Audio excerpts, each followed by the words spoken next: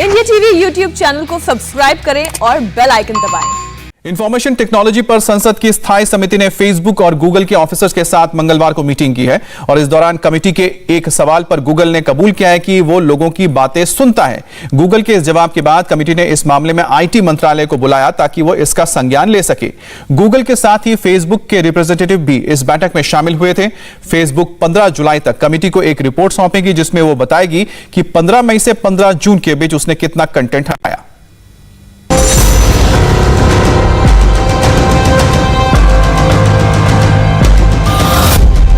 Phone का इस्तेमाल करने वाले सावधान,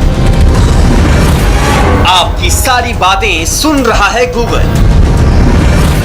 गूगल का सबसे बड़ा कबूलनामा। चौंकिए मत, यही सच्चाई है। आप भले ही बंद कमरे के भीतर बातें करते हो, यारों दोस्तों से निजी बातचीत करते हो, भले ही शोर शराबे के बीच किसी को फोन करते हो, आपकी हर बात को गूगल सुनता रहता है।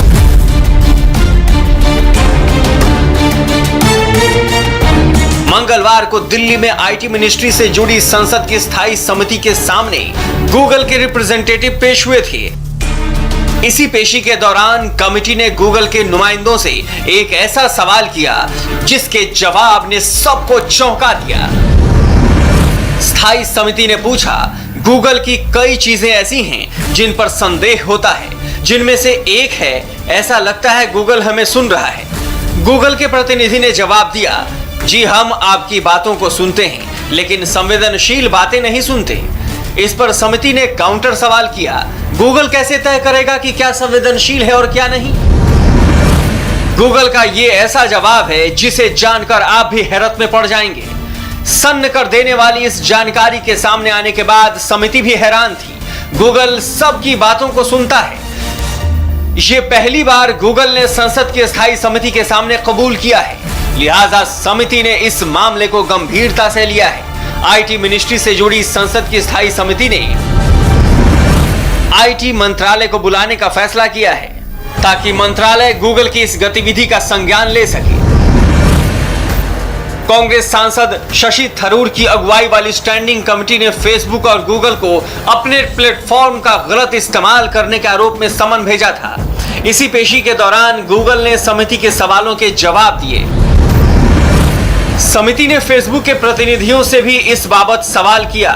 साथ ही पूछा, जैसे ट्विटर ने रविशंकर प्रसाद को ब्लॉक किया, क्या आप लोग भी वैसा कर सकते हो? इस पर फेसबुक के प्रतिनिधि ने साफ कहा कि उनकी कोई ऐसी पॉलिसी नहीं है। नए आईटी नियमों के लागू होने के बाद स्थायी समिति ने फेसबुक और गूगल को बुलाया था। दोनों कंपनियों ने इस बात का भरोसा दिया कि वो देश के नए आईटी कानूनों का पालन करेगी। गूगल के अधिकारियों ने कमेटी को बताया कि YouTube ने कम्युनिटी गाइडलाइंस का पालन न करने पर सख्त कदम उठाए हैं।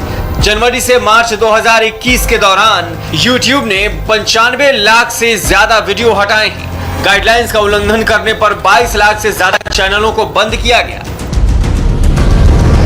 इस बीच फेसबुक ने भी कमेटी को पूरी रिपोर्ट सौंपने की बात कही है। फेसबुक ने कहा है कि 15 मई से 15 जून के बीच कितना कंटेंट हटाया है, इस पर फाइनल रिपोर्ट वो 15 जुलाई को देगी। हालांकि इसके पहले 2 जुलाई को एक अंतरिम रिपोर्ट कमेटी को सौंपने की बात कही है।